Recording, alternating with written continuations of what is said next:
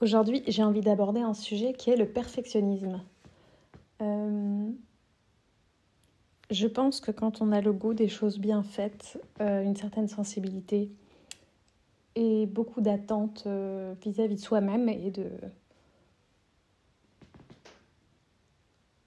Quand on a une grande espérance de nos prochaines réalisations, on peut vraiment faire preuve de perfectionnisme. Et j'avais un professeur à Saumur qui avait sorti « Le perfectionnisme est une tare ». Moi, je trouvais que c'était plutôt... J'ai quelque part de l'admiration pour cette envie qu'on peut avoir de bien faire. Pour autant, c'est toujours pareil, on a le défaut de nos qualités et la qualité de nos défauts. Pour autant, être trop perfectionniste empêche de passer à l'action. On va souvent se freiner parce qu'on voudrait travailler à 10 sur 10. Alors, c'est toutes des notions que j'ai déjà un petit peu étalées à gauche à droite dans différents sujets, mais on voudrait travailler chaque fois à 10 sur 10 et on s'épuise là-dedans. Je pense que c'est très important d'être capable de sortir des projets à 6 sur 10 ou à 7 sur 10 de qualité, mais de les sortir. Il y a un moment, en fait, pour réaliser quelque chose, il faut commencer. Si on ne commence pas, il ne se passera jamais rien.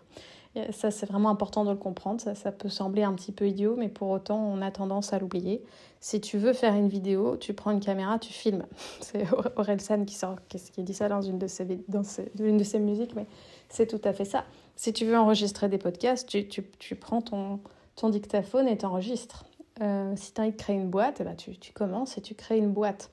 Et souvent, on se dit « Ah oui, non, mais alors il va falloir que je fasse une levée de fonds. » Et on va chercher un peu loin, alors qu'en fait, l'idée, c'est de créer et de proposer ce qu'on a créé. Et en fait, la mauvaise nouvelle, c'est qu'à chaque fois qu'on va commencer quelque chose, on ne sera pas hyper bon. Vu que le talent, c'est 20 000 heures. Donc, il va s'agir de commencer, proposer, recommencer, reproposer. Et forcément, la vidéo qu'on propose au début sera vraiment d'une qualité inférieure à ce qu'on finira par proposer. Mais il n'y a qu'en faisant, en ayant du feedback, que l'on finit par aboutir à une certaine qualité.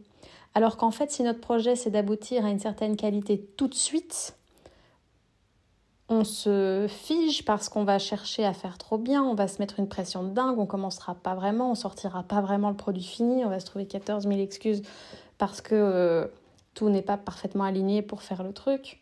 Et finalement, il se passera jamais rien. Donc, alors évidemment, ce sujet est postposable dans tous les domaines. Moi, je peux être perfectionniste dans ma manière d'enregistrer mes podcasts. Je ne le suis pas du tout. J'ai vraiment lâché... C'est impossible de tout dire.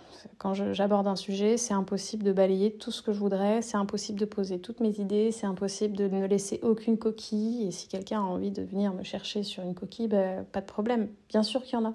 C'est inévitable. Comment voulez-vous que j'ai un flow qui soit sorti sur cette quantité de contenu sans lâcher une bombe ou l'autre et sans dire une ou deux bêtises. Et en plus, à partir du moment où on n'a aucune certitude, qu'on est sûr de rien et qu'on sait rien, forcément, ce dont on a conscience aujourd'hui et ce qu'on pratique aujourd'hui n'est en rien ce qu'on pratiquera dans 3 jours ou dans 4 jours. Ça aussi, moi, je me suis beaucoup filtrée à créer en me disant, oui, mais... Si c'est ma connaissance aujourd'hui ou la théorie que je pratique aujourd'hui, est-ce que ça sera aussi la théorie de demain ? Non, mais pour personne. C'est-à-dire que ce que je dépose aujourd'hui, si je le réécoute dans 6 mois, je vais sans doute plus tout à fait être en phase et alignée avec mon fonctionnement dans 6 mois. C'est évident, vu qu'on passe notre vie à expérimenter et à apprendre, surtout des personnes qui sont un peu de terrain, comme c'est mon cas. Pourquoi je vous dis ça ? Parce que du coup, c'est postposable dans les chevaux, évidemment. On a tendance à se dire « Ah non, alors aujourd'hui, je vais travailler ça, ça va être super, on va faire comme ça. » Non. Apprenez à avoir des séances beaucoup plus basiques, des séances parfois un petit peu de sortie. Apprenez à faire quelque chose de peut-être inutile, juste passer du bon temps. Et à sortir du 6 sur 10. Souvent. Du 6 sur 10, souvent, parce qu'en fait, sachez que le 10 sur 10 que vous voulez de vous le jour 1, à aller essayer de chercher ce 10 sur 10, ce jour 1 va vous consommer une énergie incroyable. Par contre, si vous allez chercher le 6 sur 10, jour 1 et puis que jour 2 vous recommencez tranquille et puis jour 3, en fait très rapidement votre 6 sur 10 sera largement supérieur au 10 sur 10 que vous vouliez le premier jour. Alors je sais pas si ce que je vous explique est très clair, hein.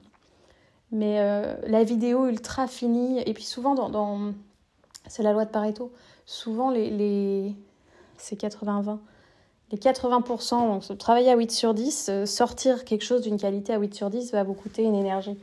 Voilà, l'énergie. Mais par contre, les 2 petits dixièmes de super qualité restants, eux, vont vous prendre quasiment le temps égal de ce que vous avez déjà produit pour arriver à 8 sur 10.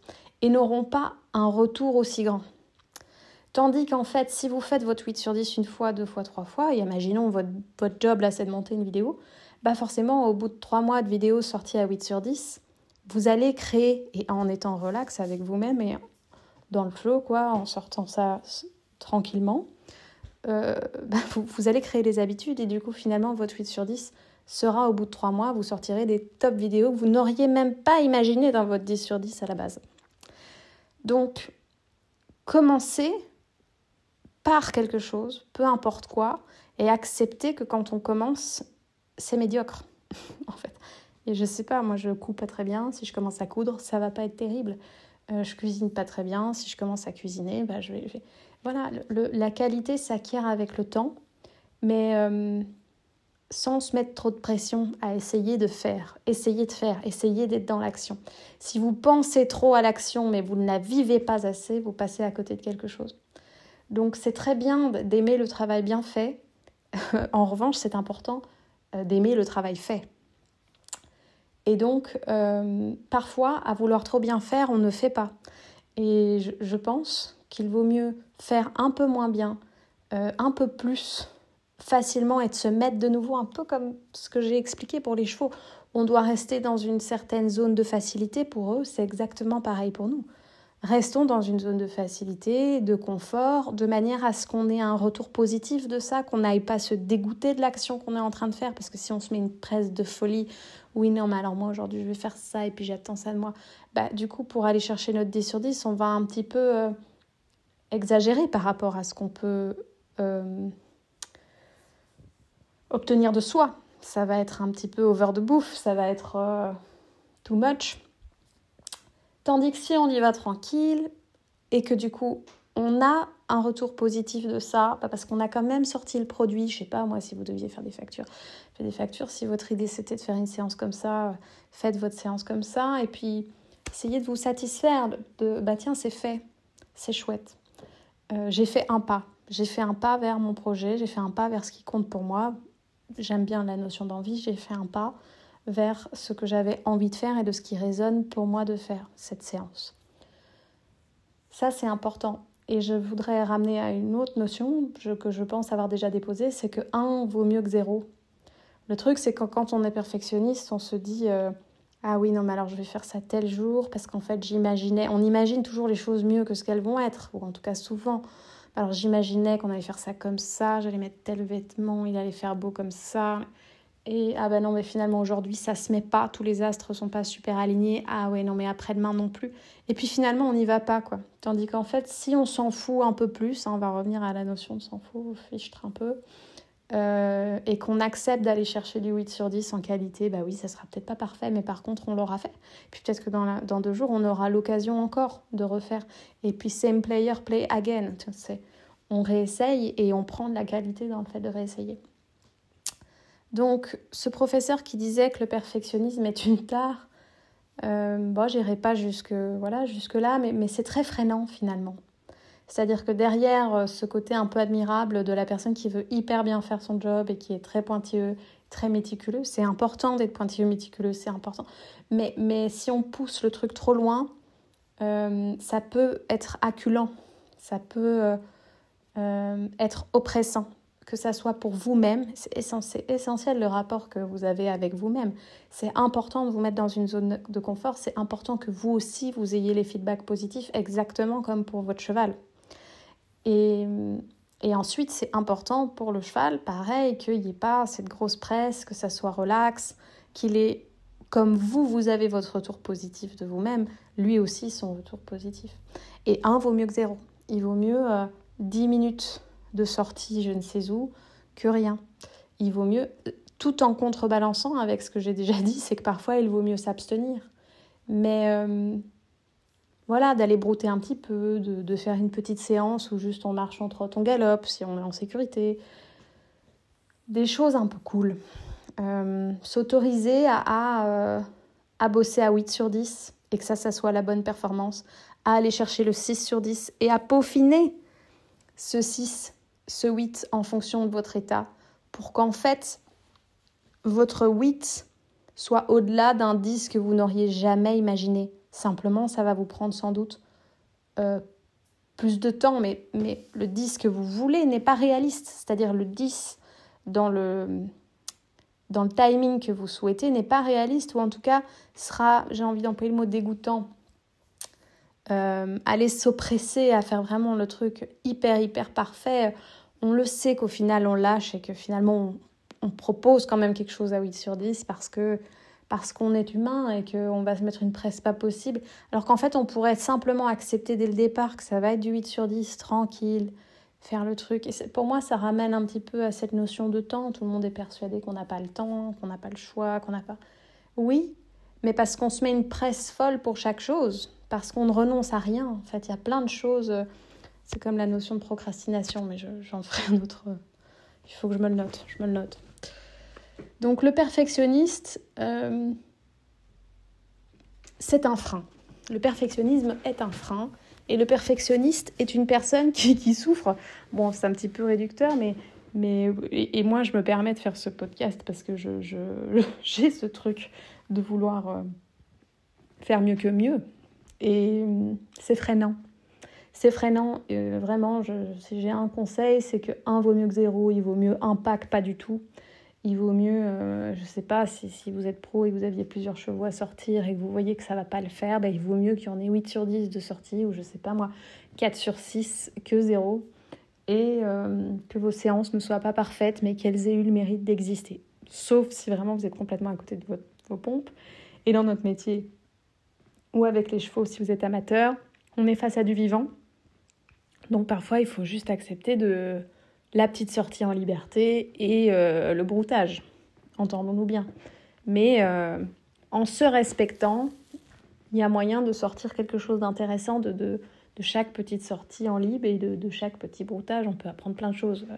On imagine toujours que de travailler un cheval, c'est forcément dans le manège, de telle manière. Non, on peut avoir et gagner quelque chose sur son éducation et sur la relation à chaque moment.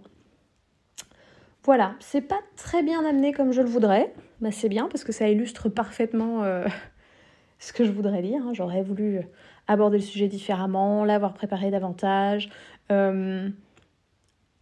l'avoir, que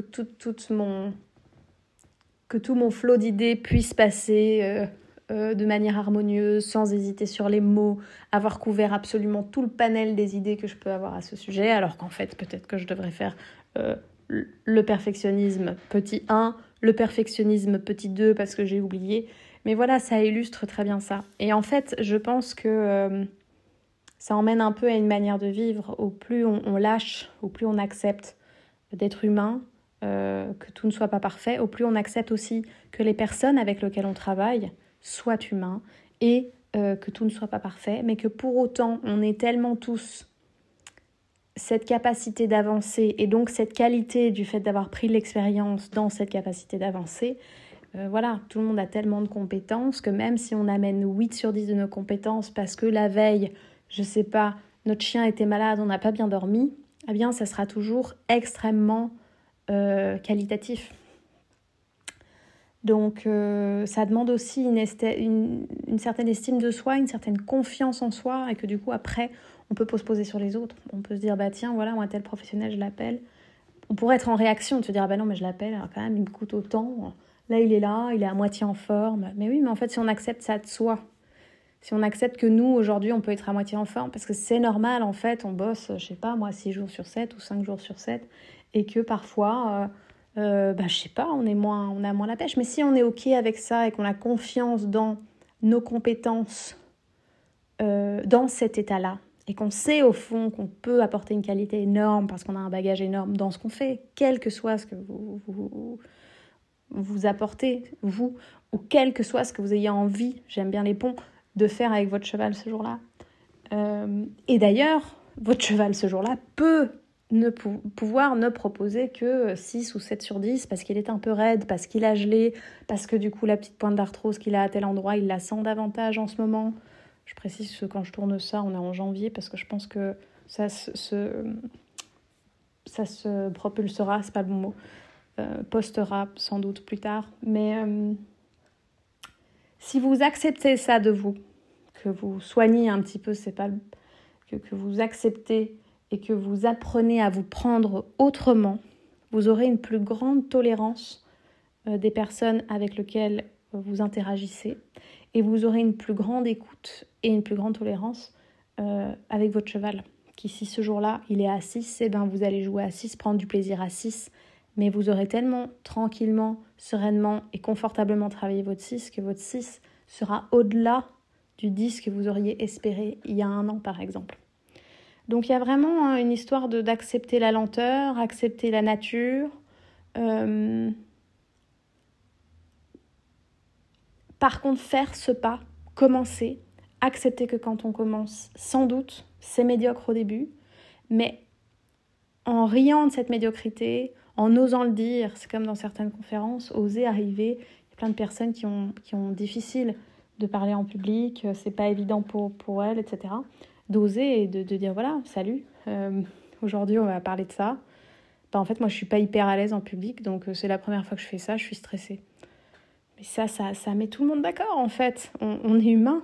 Et du coup, le public risque d'être porteur, tolérant, encourageant, si la personne s'écoute et ose être qui elle est. Et finalement, elle va faire un speech à la hauteur de ce qu'elle peut faire parce que c'est la première fois qu'elle parle en public, qui sera tout à fait adéquat par rapport à son expérience, mais du coup accueilli de la sorte. Je pense que ce qui ne va pas, c'est quand on se désaligne. Tandis que quand on est vraiment dans l'authenticité et dans l'acceptation de ce qui est et qu'on ose finalement le dire, pouf, tout se met en place. Voilà, moi j'ai tel niveau, je vous propose telle prestation parce que aujourd'hui je vais faire telle séance avec mon cheval parce qu'on en est là et que ça c'est vraiment une zone de confort dans laquelle si je suis à l'aise aujourd'hui je peux aller grappiller quelques centimètres de plus. S'il est moins bien, j'irai un petit peu moins là-dedans, mais pas s'imaginer au-delà de ce qu'il est possible de faire. Quand on a trop d'attentes envers nous et envers les autres, forcément là il y a une désillusion qui est assez désagréable et qui donne un feedback négatif à tout le monde. Voilà, j'espère que ça vous apporte, j'espère que ça ouvre quelques portes. À plus.